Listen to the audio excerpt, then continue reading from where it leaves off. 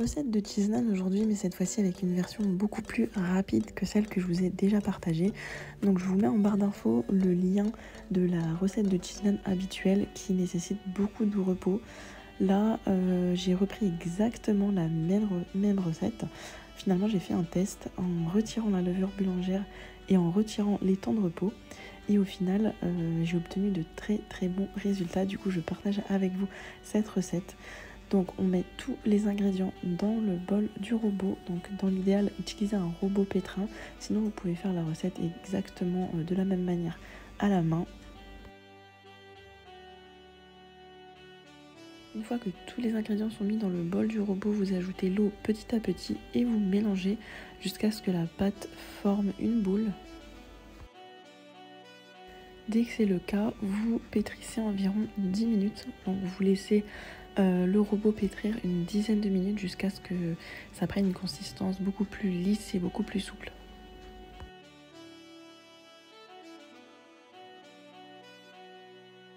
Au bout de 10 minutes, vous allez obtenir une pâte qui est collante, voire même très collante. Vous allez la mettre sur le plan de travail recouvert de farine.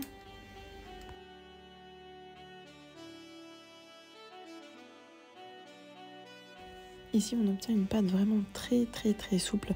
N'hésitez pas à mettre de la farine pour pouvoir la manipuler. Et ensuite, on va la diviser en plusieurs boules, précisément en 6 boules d'environ 85 grammes.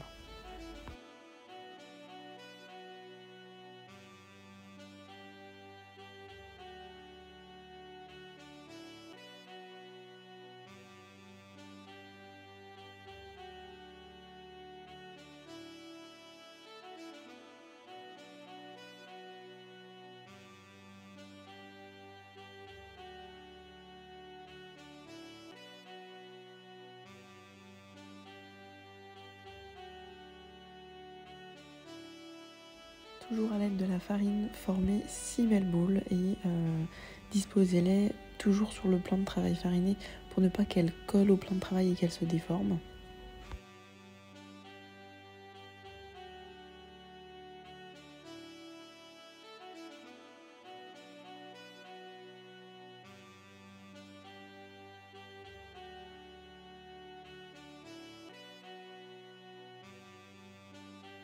Et on enchaîne tout de suite le façonnage, c'est-à-dire qu'on va étaler une première boule avec les mains et on va disposer la vache qui rit au milieu.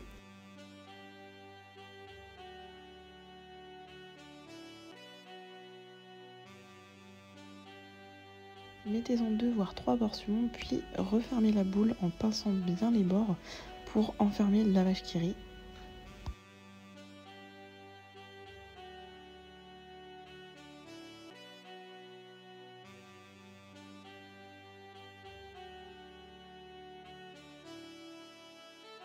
Une fois que vous avez terminé la première boule, vous la mettez de côté et vous enchaînez avec toutes les autres.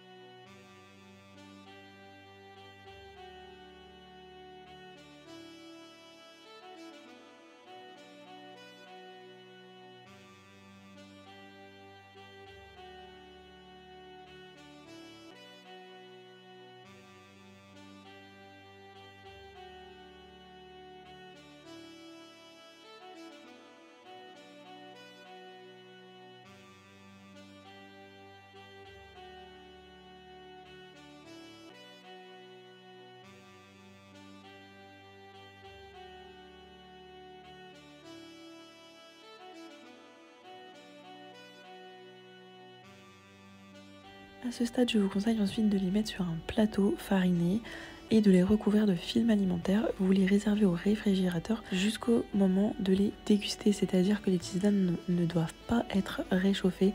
Ne les faites pas à l'avance, il faut vraiment les faire cuire quelques minutes avant de les déguster.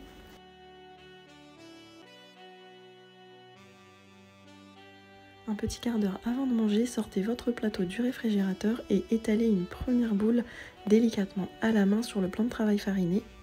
Vous allez sentir la vache qui rit, il va falloir l'étaler délicatement avec vos doigts et ensuite on va continuer à étaler avec un rouleau.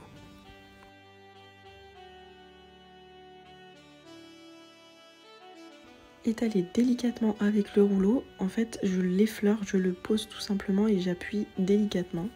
Il faut faire finalement attention à ne pas percer le cheese naan pour ne pas que la vache qui rit ne s'échappe à la cuisson.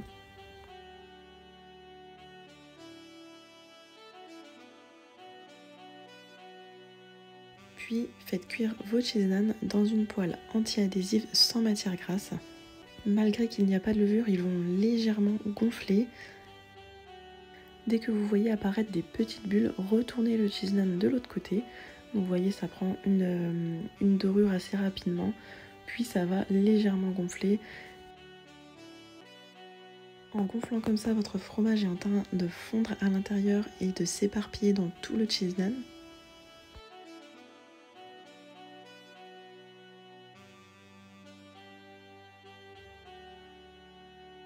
Retournez-le une dernière fois afin de s'assurer qu'il soit bien doré de l'autre côté. Et enfin, la cuisson est terminée, vous pouvez procéder de la même façon avec les autres.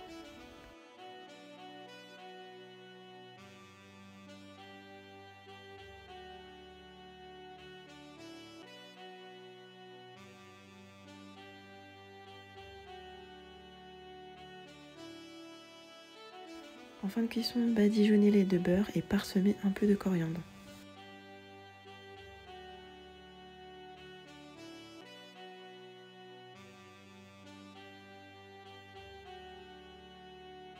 On obtient de très beaux et très bons cheese naan express. Donc il n'y a vraiment pas eu de temps de repos, à part si vous les faites bien sûr de bonne heure et que vous les réservez au réfrigérateur. Mais sinon, la recette est nettement plus rapide que celle que je vous avais déjà partagée. Et au final, ils sont vraiment très bons.